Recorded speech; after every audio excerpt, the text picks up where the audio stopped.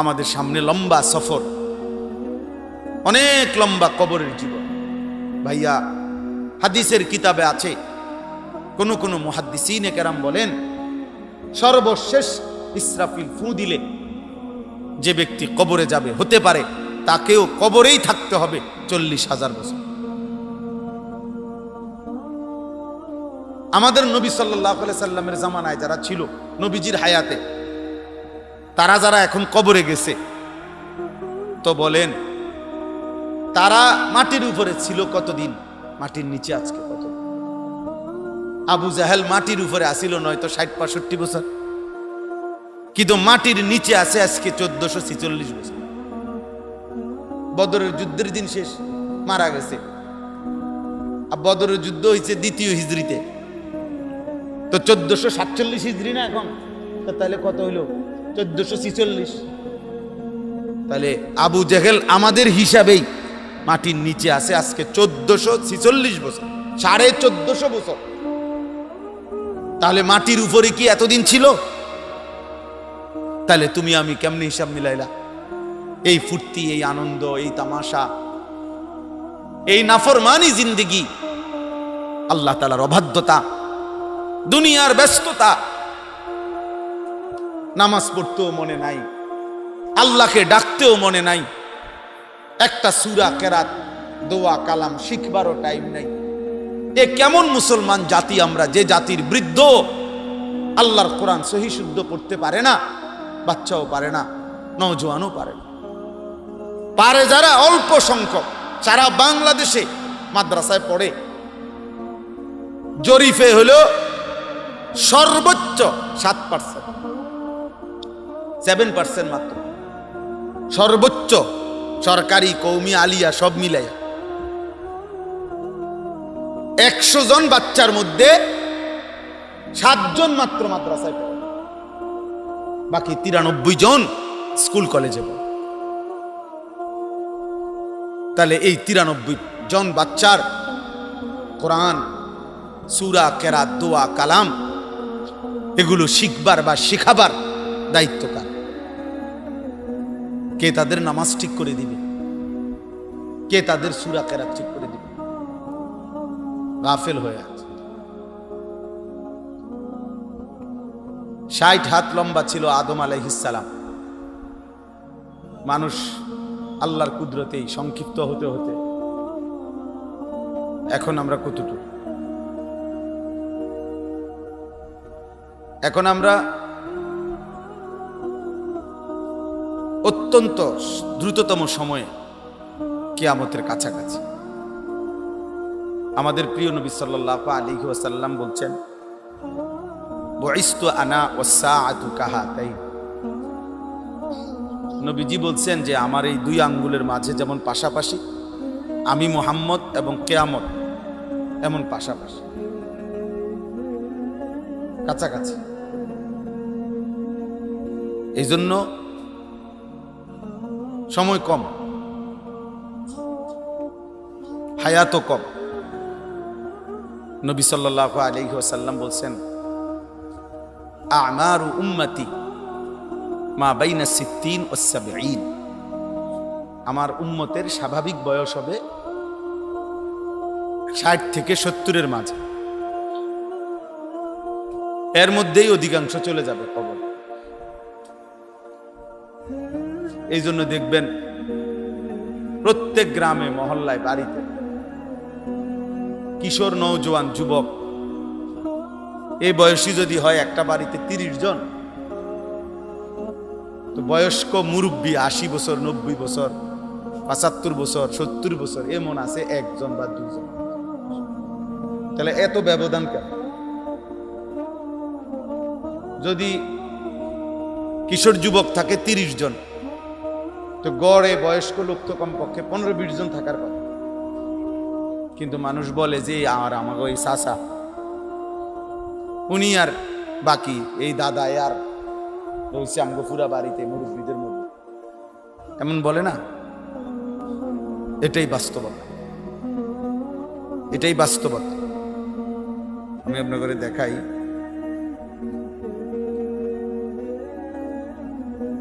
সূরা মুমিন একটা সূরা আছে কোরআন শরীফ, কত নম্বর পারা? 18 না, এইটাই কাফের যেটা।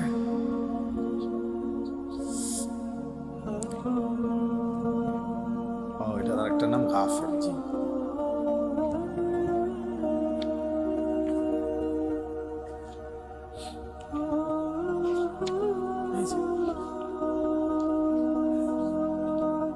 এই দেখেন আমি শোনাচ্ছি আপনাদেরকে। সূরা মুমিন মানে গাফির, এই সূরার মধ্যে আল্লাহ তাআলা বলেন হুয়াল্লাযী খালাকাকুম মিন তুরাবিন, আল্লাহ তোমাদেরকে সৃষ্টি করেছেন মাটি থেকে, সুম্মা মিন নুতফাতিন, অতঃপর মাটি থেকে খাদ্য ফসল খাবারের আকারে তোমাদেরকে তোমাদের পিতার বীর্য হিসাবে নুতফা তৈরি করেছেন, সুম্মা মিন আলাকাতিন, তো বীর্যের ফোঁটা থেকে ধীরে ধীরে আল্লাহ তাআলা আরো কতগুলো কাজ করেছেন। গোশতের একটা টুকরা বানিয়েছেন, হাড্ডির একটা খাঁচা বানিয়েছেন, সারা অঙ্গে গোশত পরিমাণ মতো লাগায়া একটা দেহের আকৃতি দিয়েছেন, রূহ ফুঁকে দিয়ে পৃথিবীতে পাঠাইছেন। তো আল্লাহ তাআলা সংক্ষেপ করে ফেলছে কথাটা, বলে বলছেন সুম্মা ইউখরিজুকুম তিফলান, অতঃপর তিনি তোমাদেরকে দুনিয়াতে একটা শিশু হিসাবে পাঠিয়েছেন। সুম্মা লিতাবলুগু আশুদ্দাকুম, অতঃপর তোমাদেরকে তিনি যৌবনে পূর্ণ শক্তিতে পৌঁছিয়ে দিয়েছেন। সুম্মা লিতাকুনু শুয়ুখা, অতঃপর কিছু সময় পরে আবার তোমাদেরকে বৃদ্ধ অবস্থায়, ওই দেখেন ওই অপদার্থ কি করে, বেটা ওঠ এখান থেকে, বেটা যাও, বেটা ওঠো, বেটা এখান থেকে, ফালতু কোথাকার বেটা, ফাজলামি করো এখানে। হ্যাঁ, এটা নির্বাচনী জনসভা যে তোমার আমার ভোটের দরকার, যে রুমে হোক মানুষ, নিষেধ করা হয় নাই বেটা, বলো এখন ধমকটা শুনলা কেন? খামখেয়ালি অসংখ্য ছেলে পারে এমন অবস্থা যে মানে কোন শক্তি তাকে মোবাইল থেকে বিরত রাখে। একটা ঘন্টা আত্মহত্যা করবো প্রয়োজনে, মরে যাবে, মরে যাবে। আফসোসের বিষয়, আফসোসের বিষয়। আমরা কি এখানে 10 ঘন্টার জন্য বসছি বলেন? তার তুমি অল্প একটু সময় সফর করো না, না, শয়তান তাকে 1 মিনিট থামতে দিবেন। সেদিন এক মাওলানা সাহেব আফসোস করে বলতেছে, দাওরায়ে হাদিসের ছাত্র, বড় মোবাইল ব্যবহার করে দেখে মোবাইলটা তার আটকায় নিছে, বলছে না তোমার মোবাইল দেওয়া হবে না, বাড়ির যাওয়ার সময় তোমারে দেওয়া হবে, এখন তুমি পড়ো। সে মুহতামিম সাহেবের কাছে গিয়ে বলতেছে, উনি আফসোস করতেছে, কয় দাওরায়ে হাদিস পড়ে ছেলে, কয় আমার মোবাইল আমারে দিয়ে দেন, আমি এখানে পড়তাম না, কিন্তু আমি আমার মোবাইল আমারে দিয়ে লাইতো। মানে সে প্রয়োজনে মাদ্রাসা ছেড়ে দিবে, পড়ালেখা ছেড়ে দিবে, আমার মোবাইল আমারে দিয়ে দিত।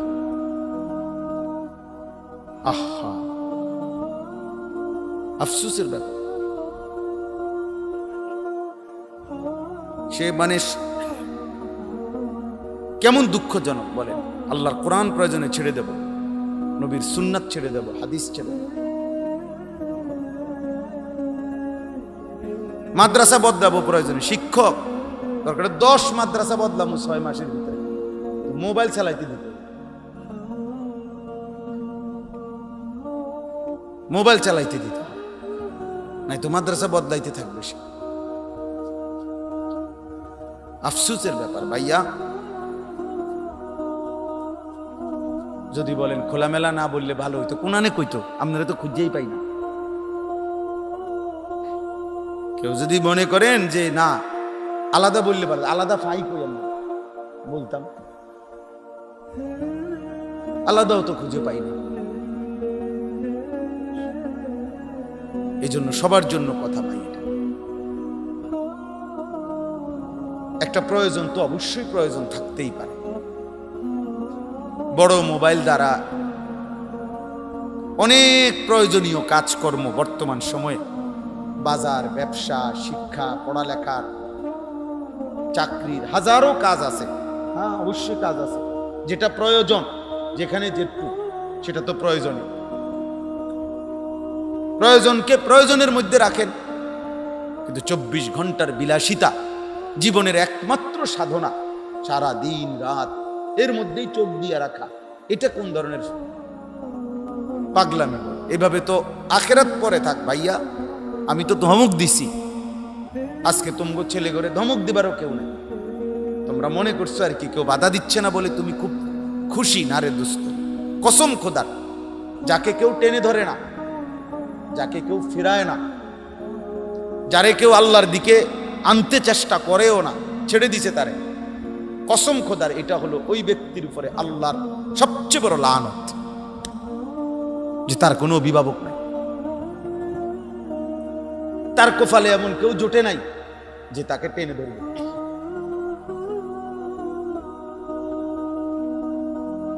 তাকে ফেরাবার চেষ্টা করো। ওয়ালা তাকুনু কাল্লাযীনা নাসুল্লাহা ফাআনসাহুম আনফুসাহুম। আল্লাহ বলছে আমারে ভুলে গেছো বান্দা, ঠিক আছে, আমি তোমার পরিচয় ভুলায় দেব, তোমার আর কোনোদিন মনে পড়বে না তুমি মুসলমান, তোমার আর কোনো দিন মনে পড়বে না যে মুসলমানের হালাল হারাম বলতে কিছু আছে, তোমার আর কোনোদিন মনে পড়বে না যে মুসলমানের জন্য পাক পবিত্র থাকার আলাদা কোনো গুরুত্ব আছে, এটা তোমার ভুলেই যাবে, ভুলেই যাইবা। তাহলে কোনো মানুষের উপরে আল্লাহর সবচেয়ে বড় আযাব, এটা আমার শায়েখ বলছে, আল্লামা মুফতি মুশতাকুর নবী কাসিম হুজুর বলছে, কোনো মানুষের উপরে আল্লাহর সবচেয়ে বড় শাস্তি কি? যে আল্লাহ তাআলা তাকে আত্মভোলা করে দিয়েছে, সে আর এটা মনেই নাই তার যে কবর হবে, আখেরাত হবে, হাসরের ময়দান হবে, বিচার হবে, তার যে আমলনামা লিখা হইতেছে, তার যে গুনাহ থেকে বাঁচা দরকার, এটা হারাম, এটা হালাল, এটা জায়েজ, এটা না জায়েজ, এই কথাটাই যে ভুলে গেছে। বিড়ি খাইতেছে তো খাইতে আছে, ওমা বয়স হয়ে গেছে 60-70, খবরও নাই যে আমরা যে বুড়ো হইয়া গেছে, খবরও নাই, খাইতে আছে বিড়ি।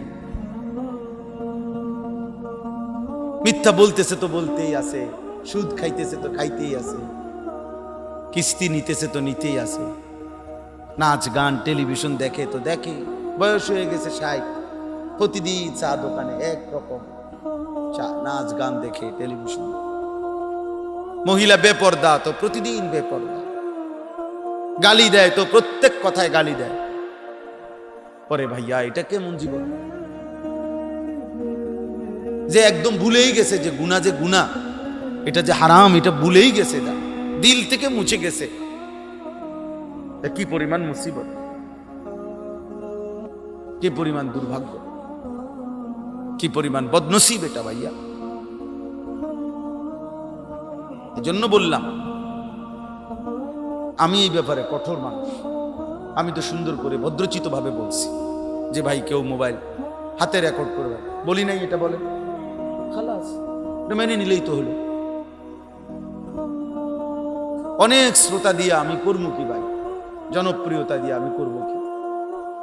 আমি তো ইলেকশনে দাঁড়াইছি না যে আমার জনসমর্থন দরকার, ওই ইলেকশনে দাঁড়াইবার ইচ্ছাও নেই। মনে করেন আপনি কবেন যে আপনারে দেয় কেউ না, আমার কেউ দেওয়ানোর দরকার নেই। আমরা হুজুরে রাগ করলে বলতো আমার এক ওস্তাদ, যা তোরও আমি দেখতে পারি না, তুইও আমার দেখতে পারিস না, যা সমান সমান সমান। তাহলে এই জন্য ভাইয়া ফিরতেই হবে, বুঝতে হবে আত্ম উপলব্ধি অনেক বড় নিয়ামত।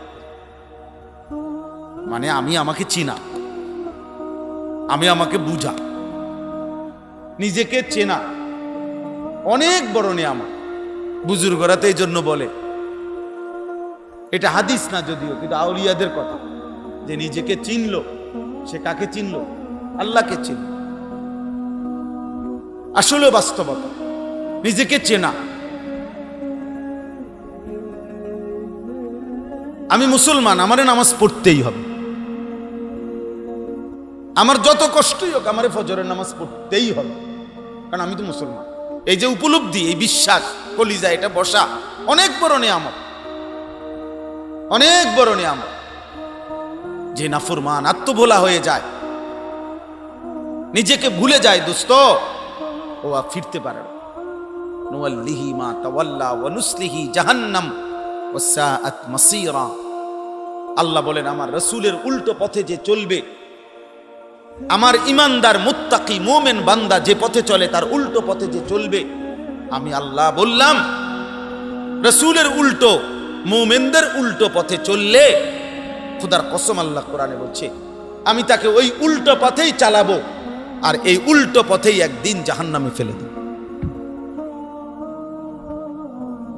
নুওয়াল্লিহি মা তাওয়াল্লা ওয়া নুসলিহি জাহান্নাম ওয়া সাআত মাসীরা। আর সেটা বুঝবে কত নিকৃষ্ট ঠিকানা। আল্লাহ আমাদেরকে বুঝদান করে। চলো ভাই, রাগ হইও না, আল্লাহ তোমারও ভালো করুক। সুম্মা লিতাকুনু শুয়ুখা, আল্লাহ বলেন এরপরে পৌঁছে যায় কেউ বৃদ্ধ অবস্থা।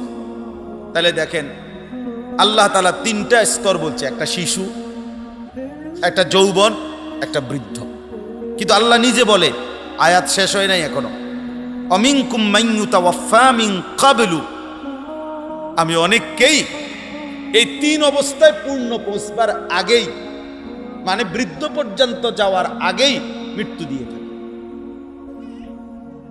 এই জন্য প্রতিদিন ইনসাফের সাথে দেখেন সারা পৃথিবীতে বিপদে হোক, অ্যাক্সিডেন্টে হোক, রোগে হোক, যেই কোনো গোল যুগে হোক, বয়স্ক বুড়া মানুষ তার চাইতে বেশি নওজোয়ান শক্ত সামর্থ্যবান মানুষ, তাদের মৃত্যুই বেশি হয়। আপনি দেখেন ইবনুল জাওজি রাহমাতুল্লাহ আলাইহি বলছে, কোন গাছের যে ফলের জন্য যে মুকুল বের হয়, মুকুল বুঝেন না, আম গাছের যে প্রথম বের হয় এটারে কি কয়? বইল। আজ ধরে নিলাম আমরা এটা বলি, আমরাও বলি আমের বইল। এ সব মুকুল আমে রূপান্তর হয় না, ঝরে যায় বেশি। যেগুলো ছোট্ট ছোট্ট আম হয় এগুলো অধিকাংশই বড় হয় না, ছোট্ট ছোট্ট আমই ঝরে যায় বেশি। যেগুলা বড় হয় একটু, এগুলোও অধিকাংশ পাকে না, এর মধ্যেও ঝরে যায় অনেক। শেষ চূড়ান্ত পাকে অল্প কিছু আম, অল্প কিছু আম ঝরেই যায় বেশি। এই জন্য ইবনুল জাওজি রাহমাতুল্লাহ আলাইহি বলছেন এটা, যে হে যুবক, হিসেব করে দেখো, ঝরেই যায় বেশি, টিকে থাকে কম। অতএব কোনো যুক্তি নাই যে এখনো সময় আছে, এখনো হায়াত লম্বা বাকি। কে তোমারে বললো ভাইয়া যে আমার দাদা 60 বছর বাঁচছে বলে আমিও 60 বছর বাঁচবো? এর নিশ্চয়তা কে দিল? আমার আব্বা 65 বছর 70 বছর বাঁচছে বলেই আমিও 65 বছর বাঁচবো, এই নিশ্চয়তা আমাদেরকে কে দিছে? আল্লাহ তো বলছে অমিনকুম মান ইউতাওয়াফা মিন ক্বাবলু ওয়া লিতাবলুগু আজালাম মুসাম্মা। আল্লাহ তাআলা বলেন প্রত্যেকেই, এখন যদি বলেন আগে যাদের মৃত্যু হয়ে যায় তারা অকালে মরে যায়, আল্লাহ বলে না, প্রত্যেকেই পৌঁছে যায় তার জন্য বরাদ্দকৃত নির্দিষ্ট সময়ে। আজালাম মুসাম্মা, এটা একটা নির্ধারিত সময়। আমি আল্লাহর ফয়সালা, তুমি কে? তুমি সিদ্ধান্ত দিবার কে? উনি 60 বছর বাঁচলে সেটাও আমার ইচ্ছা, এ 6 দিন বাঁচছে এটাও আমার ইচ্ছা। আমার এক সমুন্দির বাচ্চা মারা গেছে 3 দিনের দিন। কি অপরাধ? ওই বাচ্চার অপরাধ? কথা বলেন, কোনো অপরাধ এটা? 3 দিনের বাচ্চার কোনো অপরাধ এটা? কার ফয়সালা ভাইয়া? এটা মালিকের। মাইলস্টোন স্কুল অ্যান্ড বাচ্চা কলেজের যে বাচ্চাগুলো মারা গেছে, ছোট ছোট বাচ্চা, মাসুম বাচ্চাগুলো, ওদের কি অপরাধ ছিল?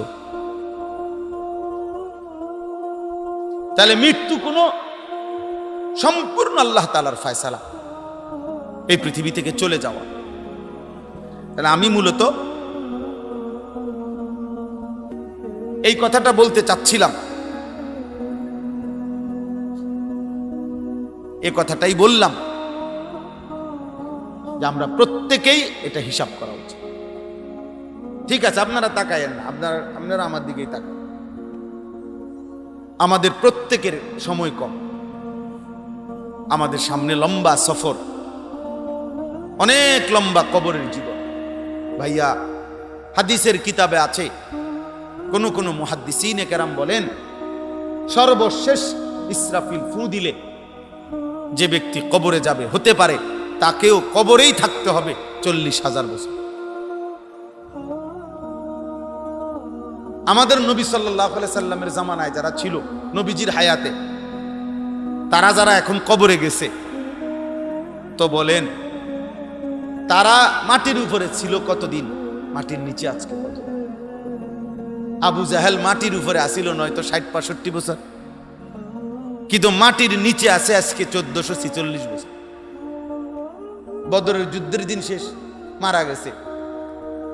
আর বদরের যুদ্ধ হয়েছে 2য় হিজরিতে, তো 1447 হিজরি না এখন, তো তাহলে কত হইল?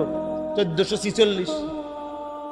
তাহলে আবু জাহেল আমাদের হিসাবেই মাটির নিচে আছে আজকে 1446 বছর, 1450 বছর। তাহলে মাটির উপরে কি এতদিন ছিল? তাহলে তুমি আমি কেমনে হিসাব মিলাইলাম? এই ফুর্তি, এই আনন্দ, এই তামাশা, এই নাফরমানি জিন্দেগি, আল্লাহ তাআলার অবাধ্যতা, দুনিয়ার ব্যস্ততা, নামাজ পড়তেও মনে নাই, আল্লাহকে ডাকতেও মনে নাই, একটা সূরা কেরাত, দোয়া কালাম শিখবারও টাইম নাই। এ কেমন মুসলমান জাতি আমরা, যে জাতির বৃদ্ধ আল্লাহর কোরআন সহি শুদ্ধ পড়তে পারে না, বাচ্চাও পারে না, নওজোয়ানও পারে না। পারে যারা অল্প সংখ্যক, সারা বাংলাদেশে মাদ্রাসায় পড়ে, জরিফে হলো সর্বোচ্চ 7%, 7% মাত্র, সর্বোচ্চ সরকারি, কওমি, আলিয়া সব মিলাইয়া 100 জন বাচ্চার মধ্যে 7 জন মাত্র মাদ্রাসায় পড়ে, বাকি 93 জন স্কুল কলেজে পড়ে। তাহলে এই 93 জন বাচ্চার কোরআন, সূরা, কেরাত, দোয়া, কালাম এগুলো শিখবার বা শিখাবার দায়িত্ব কার? কে তাদের নামাজ ঠিক করে দিবে? কে তাদের সূরা কেরাত ঠিক করে দিবে? এদের অধিকাংশ ছেলে ফরজ গোসল জানে না, কেমনে করতে হয়। অজুর সুন্নাত গুলো আপনি জিজ্ঞাসা করেন, ও বলতেও তো পারবে না। ও দেখা দেখি অজু যেটা করছে, এটা ট্যাপের নিচে শুধু পাওটা দিয়া দিছে, শুধু ট্যাপের নিচে পাও দিলে তো পাও ধোয়া হয় না, পাও ধোয়া হয় না। শুধু ঝর্ণা ছেড়ে দিলে ফরজ গোসল আদায় হয় না। পানিতে শুধু ডুব দিয়ে সাবান লাগায় ফেললে ফরজ গোসল আদায় হয় না। ফরজ গোসল আদায়ের জন্য নাকের নরম জায়গা পর্যন্ত পানি পৌঁছাইতে হয়, ফরজ। আর নাকের নরম জায়গায় পানি কেমনে পৌঁছাইতে হয়, এটা কোনো আলেমে দিন থেকে যদি কেউ না দেখে, না শিখে, আল্লাহর কসম 100 বছরও 1 কোটি বছরও তারটা হবে না, কোনো বুড়া মিয়ারও হবে না। আমি বললাম, চ্যালেঞ্জ করলে এখন করে।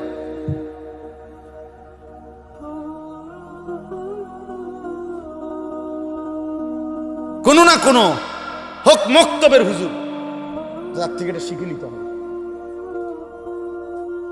অজুতে যেমনি নাকে পানি দেয়, এমনি হইলে হইতো না। অজুতে নাকে পানি দেওয়া হলো সুন্নত। আর ফরজ গোসল মানে বীর্যপাত হলে যেই গোসল করতে হয়, বিবাহিত অবিবাহিত সাবালক তার বীর্যপাত হয়, 15 বছর থেকে বাচ্চার ছেলেদের অটোমেটিক বীর্যপাত হয়।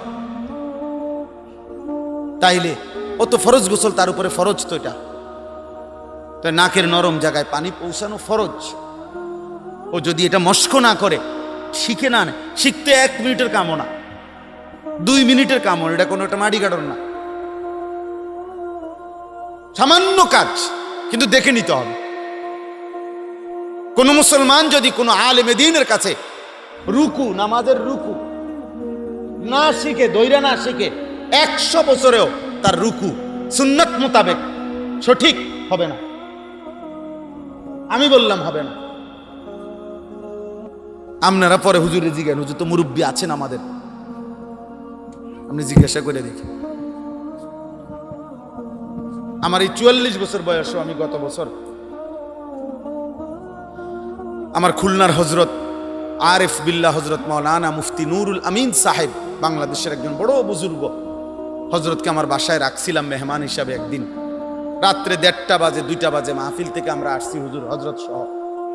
আমি বাসায় একাকি হজরতের কামরায়, আমার যেখানে শুইতে দিছি হজরতকে আমি বলছি, হজরত আমি নামাজটা দেখাই একাকি, আপনি আমার এগুলা ঠিক করে দেন, কোনটা কথা ভুল আছে।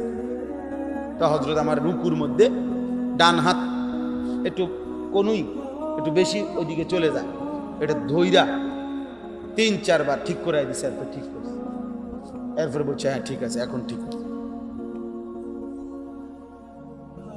আমার শায়েখ আল্লামা মুফতি মুশতাকুন নবী কাসিমি হুজুর সহ আমরা 33 জন আলেম খুলনা, আজকে 5 বছর আগে হজরতের সাথে, মুশতাকুন নবী সাহেব হজরতের সাথে আমরা গেছিলাম উনার খানকায়, 3 দিন ছিলাম। হুজুরকে আমি জিজ্ঞেস করছিলাম যে হুজুর কেন যাইতেছেন ওইখানে হুজুরের কাছে, ওই হুজুরের কাছে? বলছে মাওলানা শুধু কেবল সুন্নাত মোতাবেক ওযু এবং নামাজ শেখার জন্য।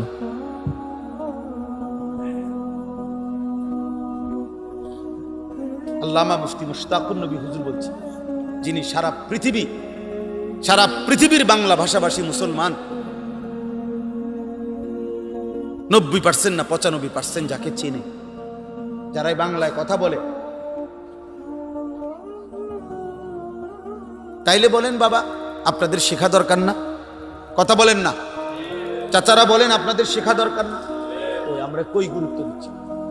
তোমরা ছেলেরা যারা 5 ওয়াক্ত নামাজ পড়ো না, তো পড়োই না। আচ্ছা ভাইয়া, তো শুক্রবারে যারা পড়ো জুমার নামাজ, তো সেটাও কি শুদ্ধ হওয়া দরকার নাই? তো সেটাও তো শুদ্ধ হবে না। তুমি যদি সুন্নাত মোতাবেক ওযু না জানো, সুন্নাত মোতাবেক নামাজ না জানো, নামাজের ফরজ কি তুমি যদি না বুঝো, তাইলে হবে কিভাবে? আজকে আমি কিতাবে পড়ছি, আশ্চর্য, আমার কাছে ওই কিতাব গাড়িতেও আছে। রাসূলুল্লাহ সাল্লাল্লাহু আলাইহি সাল্লামের কাছে সফরে একজন লোক আসছে, নবীজি সফরে যাচ্ছেন কোথাও, ওই অবস্থায় সফরেই মানে রাস্তাতেই ওই লোক কালেমা পড়ে মুসলমান হয়েছে। তো নবীজি সাল্লাল্লাহু আলাইহি সাল্লাম, হাদিসের ইবারত হলো ওয়ান নবিয়্যু সাল্লাল্লাহু আলাইহি ওয়াসাল্লাম ইউআল্লিমুহুল ইসলামা ওয়া হুয়া ফি মাসিরিহি, নবীজি তার এই সফর অবস্থাতেই তাকে ইসলামের বিধান, শরীয়তের বিধান শিখাইতে শুরু করছেন। এই অবস্থাতে এই লোকটি নবীজির সাথে শিখতে শিখতে যাচ্ছিল, হঠাৎ আল্লাহর ইচ্ছায় একটা গর্তের মধ্যে, ছোট একটা গর্তে, ওই ওনার উট পাও পিছলাইয়া হোক যেভাবে হোক হোঁচট খাইয়া গর্তে পড়ে গেছে উট। এই গর্তে পড়ে যাওয়াতে উনিও গর্তে পড়ে গেছে। সাহাবীরা যখন তাড়াহুড়া করে ওই উট এবং ওনারে উঠাইছে, তখন দেখছেন এই মাত্র মুসলমান হয়েছে, মাত্র এই কদ্দুর জায়গা, এখান থেকে মনে করেন গরিপুর, কথার কথা এই কদ্দুর জায়গা দিন শিখছে। এই অবস্থায় উঠাইয়া দেখছে উনি শাহাদাত বরণ করছে, ইন্তেকাল করছে। উটও মারা গেছে, উনিও মারা গেছে।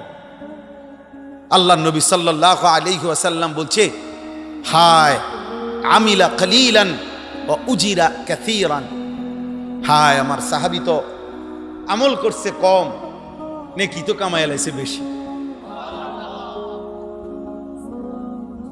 এরপরে নবীজি বলছেন, সাহাবারা শুনো, এ আমার এমন ইমানদার, আল্লাহ তাআলা কোরআনে বলছেন সফল হেদায়েত প্রাপ্ত মুমিনের একটা চিহ্ন আল্লাহ বলছেন, আল্লাযীনা আমানু ওয়ালাম ইয়ালবিসু ঈমানাহুম বিযুলমিন, যারা ঈমানদার হলো এবং তাদের ঈমানের সাথে এক বিন্দু কোনো গুনাহ যেটার সাথে মিশে নাই, এমন মুমিন আল্লাহ বলেন আমি আল্লাহর প্রিয়।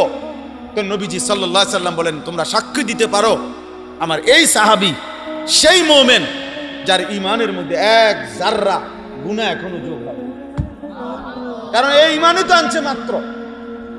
কথা বুঝেন নাই? এন থেকে তো আধা কিলোর ভিতরে মারাই গেল, গুনাহ করবে কখন? গুনাহ করবে কখন? তো কেন নবীজি বললেন সে নেকি বেশি, ওয়া উজিরা কাসীরান, নেকি বেশি হলো কেন? সে ঈমান আনার সাথে সাথেই ইলম অর্জনে লেগে গেছে, ইলম অর্জনে লেগে গেছে। এই জন্য আপনারা একদিনের একটা ইসলাহি মজলিসে আমরা উৎসাহ দিতে পারি আপনাদেরকে, কিন্তু পুরা 23 বছরের নবীর জীবন, পুরা কোরআন এই 1 ঘন্টায় বলে শেষ করা, বুঝায়া দেওয়া, এটা কি সম্ভব? তাহলে আমরা তারগীব, আসলেই বক্তাদের মূল কাজটা কি? তারগীব ও তারহিব, উৎসাহ দেওয়া এবং আল্লাহর আযাব, জাহান্নামের কবরের ভয় দেখানো, ভয় দেখানো, আর আখিরাতের জান্নাতের উৎসাহ দেওয়া, উৎসাহ দেওয়া। এই জন্য আমি আপনাদের কাছে অনুরোধ করছি, প্রিয় ভাই নওজোয়ান সবার কাছে, বাবারা যে যে অবস্থায় আছেন, আমি কিতাবে বারবার পড়ছি, আমরা সাহাবায়ে কেরামের বিশ্বাস করেন, নবী সাল্লাল্লাহু আলাইহি সাল্লামের সাহাবায়ে কেরাম শরীয়তের ফরজ বিধান, ওয়াজিব বিধান, ওনাদের জীবন চলার পথের যে বিধান শরীয়তের, প্রত্যেকটা পূর্ণভাবে নবীজি সাল্লাল্লাহু আলাইহি সাল্লামের থেকে শিখছেন। কিভাবে শিখছেন? মদিনার সাহাবী যারা ছিল তারা আপনার খেজুর এবং কৃষি কাজ করত। মক্কার সাহাবী যারা গেছিল মদিনায় হিজরত করে, ওনারা অধিকাংশই ব্যবসা করত। তাহলে শিখলো কিভাবে? সব কিতাবে আছে। প্রত্যেক সাহাবীদের নিজাম ছিল, ওনারা এক বেলা উপার্জনের কাজ করতেন, আরেক বেলা রাসূলুল্লাহ সাল্লাল্লাহু আলাইহি সাল্লামের সোহবতে দ্বীন শিখতেন। যিনি এতক্ষণ খেতে কাজ করছেন, উনি সন্ধ্যার পরে তালিমে বসে গেছেন। আর আমরা সাসারে দেখবেন মাগরিবের পরে, এশার পরে, আসরের পরে চা দোয়ানে। এভাবে যদি 10 বছর হায়াত পায়, বুড়া 10 বছরে চা দোকানে তার হায়াত শেষ করে দিবে। হায় আফসোস বেটা, বদনসিব ওই বৃদ্ধ মানুষের উপরে, দুর্ভাগ্য ওই বুড়া মানুষের উপরে যে তারা এমন সুন্দর হায়াত চায়ের দোকানে আড্ডায় শেষ করে দিছে। আহা, এই হায়াত আর আসবে না, এই রাত আর ফিরবে না, এই দিন আর ফিরবে না। কোন রাত আর আসে না, কোন দিন আর আসে না ফিরে। সাহাবায়ে কেরামের মামুল ছিল। হযরত ওমর রাদিয়াল্লাহু তাআলা আনহু, বুখারীর হাদিস, হযরত ওমর রাদিয়াল্লাহু তাআলা আনহু তিনি যেখানে থাকতেন নবীজির মসজিদে নববী থেকে একটু দূরে ওনার মহল্লা ছিল। তো উনি ওনার সাথে আরেকজন সাহাবীর সাথে ওনারা চুক্তি করে নিছে দুজনে। ওমর রাদিয়াল্লাহু তাআলা বলছে, একদিন আমাকে 2 জনের খেতে খেজুরের বাগানে আমি কাজ করব, তুমি নবীজির কাছে পুরা টাইম থাকবা। রাসূলুল্লাহ সাল্লাল্লাহু আলাইহি ওয়াসাল্লাম, নবীজির একটা আদত ছিল স্বাভাবিক, যে নবীজি এশার পরে কথা বলতেন না। মানে এশার পরে কোনো তালিম, এশার পরে অন্যান্য কোনো সুগল একান্তই প্রয়োজন ছাড়া করতেন না। এশার পরে তিনি হুজরায় চলে যেতেন এবং সেখানে কিছুক্ষণ পরেই স্ত্রীদের সাথে সময় কাটিয়ে তাহাজ্জুদে দাঁড়িয়ে যেতেন। ফজর পর্যন্ত তিনি তাহাজ্জুদ পড়তেন, তেলাওয়াত করতেন, নামাজ পড়তেন, দোয়া করতেন, চোখের পানি ফেলতেন, কাঁদতেন। তো ওমর রাদিয়াল্লাহু তাআলা ওনার সাথে নিজাম করে নিছে যে একদিন ফজর থেকে এশা পর্যন্ত তুমি থাকবা নবীজির কাছে, আমি দুনো খেতে কাম করব। পরের দিন আমি থাকবো এখানে, তুমি আমগো দুজনের ক্ষেত্রে কি করবা? কাজ করবে। এইভাবে সাহাবায়ে কেরাম দ্বীন শিখছে। হযরত আব্দুল্লাহ ইবনে মাসউদ রাদিয়াল্লাহু তাআলা আনহু বলেন, নবী সাল্লাল্লাহু আলাইহি ওয়াসাল্লাম আমাদেরকে, ইবনে আব্বাসও বলছে, ইবনে মাসউদও বলছে, ইউআল্লিমুনা আত-তাশাহুদ কামা ইউআল্লিমুনা আস-সূরা মিনাল কুরআন। নবীজি আমাদেরকে কোরআনের একটা একটা সূরা, একটা একটা আয়াত যেভাবে মুখস্থ করাইছে, আত-তাহিয়াতু, এই তাশাহুদ নবী আমাদেরকে এভাবে একটা একটা শব্দ করে করে আমাদেরকে নবী শিখাইছে। বুঝছেন নি ভাইয়া? আমি আজকেও এক ছেলে আসছে আমার কাছে ভৈরব থেকে, ও রাজমিস্ত্রির জোগালি দেয়। আমি তারে বলছি বুঝাইয়া, ও দিন শিখতে চায়। আমি বলছি বাপ এইভাবে পড়ো, তোমার স্থানীয় মাদ্রাসায়, আশেপাশে কোন মাদ্রাসায়, তোমার ভৈরবে যেই মাদ্রাসা হোক, তুমি ওই হুজুর ইনশাআল্লাহ, আমি বলছি ওরে তুমি আমার নাম কইবা, আল্লাহর রহমতে আশা করি এমন হুজুর হবে না যে আমার চিনে না, আমার নাম কইবা, হ্যাঁ রে কইয়া আমার লগের কথা বলাইবা, আরে আমি তোমার ব্যাপারে বলে দেব ওই ইমাম সাহেবেরে বা ওই হুজুর রে, যে সে যেন তোমারে এক বেলা, তুমি মাগরিব থেকে আসা পড়ো, সারা তোমার মাগরিবের পরে তো আর রাজমিস্ত্রির জোগালি নাই। কথা বলেন আসেনি? স্বাভাবিকভাবে রাজমিস্ত্রির জোগালি তো এটা তো আসরের সময় শেষ কাম, তো তুমি মাগরিব থেকে এসে 1 ঘন্টা পড়ো, এভাবে 1 বছর শিখো। এরপরে আমি তাকে 300 টাকা গাড়ি ভাড়া দিয়া আমি কিছু যাও বাবা ভাত খাওয়াইয়া, ডেইলি এরকম ছেলে আসে, তো বলছি যাও একজন হুজুর তুমি ঠিক করো, একটা মাদ্রাসার নাম বলে দিছি, ওইরে যাও তুমি গিয়ে আমার নাম কইবা, বলে হুজুরে পাঠাইছে আপনার কাছে, তখন আমি কথা বলে দেব। তাহলে আপনাদের কাছে আমার অনুরোধ, বাবারা, মুসলমান বাবারা যারা নামাজ পড়েন, তাদের যদি নামাজ ভুল হয়, খোদার কসম ওই নামাজ হবে না, অশুদ্ধ। প্রত্যেক আমল আল্লাহর কাছে কবুল হওয়ার জন্য 2 জিনিস জরুরি। 1 নাম্বার হলো শতভাগ বিশুদ্ধ হওয়া, 2 নাম্বার হলো শতভাগ আল্লাহর জন্য হওয়া। ফুজাইল ইবনে আয়াজ বলছে, লিয়াবলুয়াকুম আইয়ুকুম আহসানু আমালার তাফসীর কি? আল্লাহ বলছে আমি তোমাদেরকে দুনিয়ায় পাঠিয়েছি কেন? আমি আল্লাহ পরীক্ষা করতে চাচ্ছি তোমাদের কার আমল কতটা সুন্দর। কেন আল্লাহ পাঠাইছেন বলেন? কার আমল কতটা সুন্দর। আহসান, আহসান বলেন তো এই শব্দটা, আবার বলেন, আবার বলেন, আহসানু আমালা, আহসানু আমালা। কোরআনে বারবার আল্লাহ বলছে আমি আহসান চাই, আহসান আমলের সৌন্দর্য চাই। ফুজাইল ইবনে ইয়াজ রাহমাতুল্লাহ আলাইহি বলেন কোন আমল সুন্দর হয় কিভাবে? 2 জিনিসে, আখলাস, আসওয়াব, যদি সেটা শতভাগ আল্লাহর জন্য হয়, শতভাগ বিশুদ্ধ হয়। এখন উনি ব্যাখ্যা দিয়েছেন কোন আমল খালেস হবে কখন? যখন সেটা ইদা কানা লিল্লাহ, শুধু আল্লাহর জন্য হবে। কোন আমল সওয়াবান ওয়াল আমালু সওয়াবান ইদা কানা আলা সুন্নাহ, যখন সেটা নবীজির সুন্নাত মোতাবেক হবে তখনই সেটা বিশুদ্ধ হবে। তাহলে বিশুদ্ধতার মাপকাঠি নবীজির সুন্নাত, ইখলাসের মাপকাঠি শুধু আল্লাহর জন্য হলো কিনা।